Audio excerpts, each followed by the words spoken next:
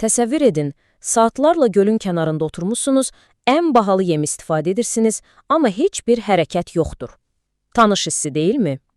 Bəs sizə desəm ki, peşəkar balıqçıların elə bir sirri var ki, bu sirrin nə sizin avadanlığınızla, nə də səbrinizlə heç bir əlaqəsi yoxdur? Bəli, düz eşitdiniz. Problem bəlkə də sizin tilovunuzda deyil, elə düz başınızın üstündəki səmada gizlənir. Gəlin bir anlıq bütün ləvazimatları unudaq, çünki indi biz təbiətin özünün yazdığı, amma təcrübəli balıqçıların oxumağı bacardığı o görünməz qaydalardan danışacağıq. Baxın, təcrübəli balıqçılar heç vaxt işi şansa buraxmırlar. Onlar təbiətin verdiyi siqnalları oxuyurlar və bu siqnalların bəlkə də ən vacibi atmosfer təzyiqidir. Bunu anlamaq uğurlu bir ov gününə başlamaq üçün demək olar ki, bütün işin yarısıdır. Yaxşı.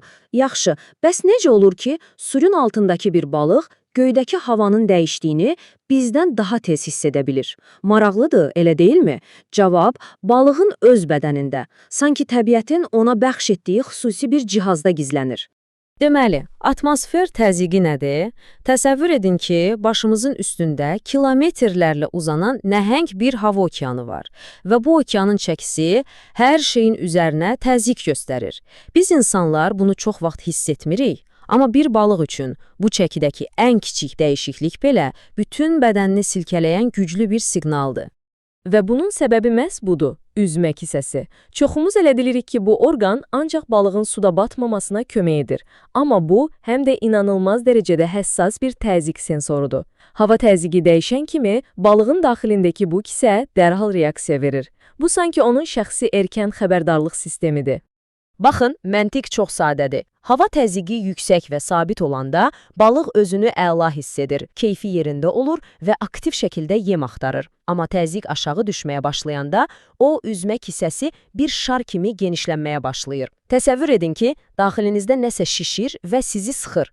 Bu balıq üçün böyük bir diskomfort və stres deməkdir. Təbii ki, belə olanda da onun son düşündüyü şey yemək olur. Yaxşı, bu qədər nəzəriyyə bəsdir. İndi gələk əsas məsələyə. Biz bu biliyi tilolumuzun ucunda real nəticəyə necə çevirə bilərik? Gəlin indi birbaşa strategiyalardan danışaq.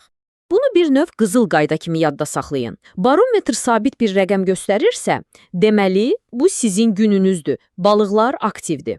Təzyiq yavaş-yavaş yuxarı qalxırsa, daha da yaxşı. Bu, balıqların daha da aqressivləşdiyini göstərir. Amma təzyiq kəskin şəkildə aşağı düşürsə, bu, təhlükə siqnalıdır. Balıqlar dərinə çəkilir və ov çox çətinləşir. Ancaq burada peşəkarların bildiyi bir incə məqam var. Təzyiq düşməyə başlamazdan biraz əvvəl çox vaxt qısa, amma çox intensiv bir yemlənmə anı olur. Sanki balıqlar fırtınadan əvvəlki son fürsəti dəyərləndirməyə çalışırlar. Əgər siz məhz bu yarım saatlıq, bir saatlıq qızıl pəncərəni tuta bilsəniz, günün ovunu elə o anda edə bilərsiniz. Yaxşı, amma əsl ustalar təkcə anlıq vəziyyətə reaksiya vermir, onlar gələcəyi proqnozlaşdırırlar. Və bu, sizin də bir hava proqnozu izləyicisindən bir məlumat analitikinə çevrilməyinizi tələb edir. Bunun üçün isə sizə ən güclü alət lazımdır. Sadə bir qeyd dəftəri. Proses olduqca sadədir. Birincisi, evdən çıxmazdan əvvəl proqnoza baxın. İkincisi, ov əsnasında telefonunuzdakı barometr proqramı ilə təzyiqi izləyin. Və üçüncüsü, ən vacibi, hər ovdan sonra cəmi cümlətanı 2 dəqiqənizi ayırıb nə baş verdiyini qeyd edin. Nələri yazmalısınız? Tarix, məkan, təzyiqin rəqəmi və istiqaməti, hava şəraiti, hansı yemdən istifadə etdiyiniz və təbii ki, nəticə. İlk baxışdan çox iş kimi görünə bilər, amma əslində siz sadəcə məlumat toplamırsınız. Siz öz balıq tutduğunuz gölün və ya çayın gizli dilini deşifrə edirsiniz. Və bir müddət sonra möcüzəvi bir şey baş verir. Topladığınız bu quru rəqəmlər daha dərin bir şeyə çevrilir. İnstinktə. Artıq siz sadəcə telefondakı rəqəmə baxmayacaqsınız. Siz küləyin istiqamətindən, buludların hərəkətindən, suyun altında nələr baş verdiyini hiss etməyə başlayacaqsınız. Bax bu, həvəskarlıqla ustalıq arasındakı fərqdir. Sonda isə bütün bunlar, yəni təzyiq, yemlər, qeydlər, sadəcə daha çox balıq tutmaqdan daha böyük bir məqsədə xidmət edir. Bu, təbiətin ritmini duymaq, onun dilini anlamaqdır. Heç vaxt unutmayın, yaxşı balıqçı suya tilov atar.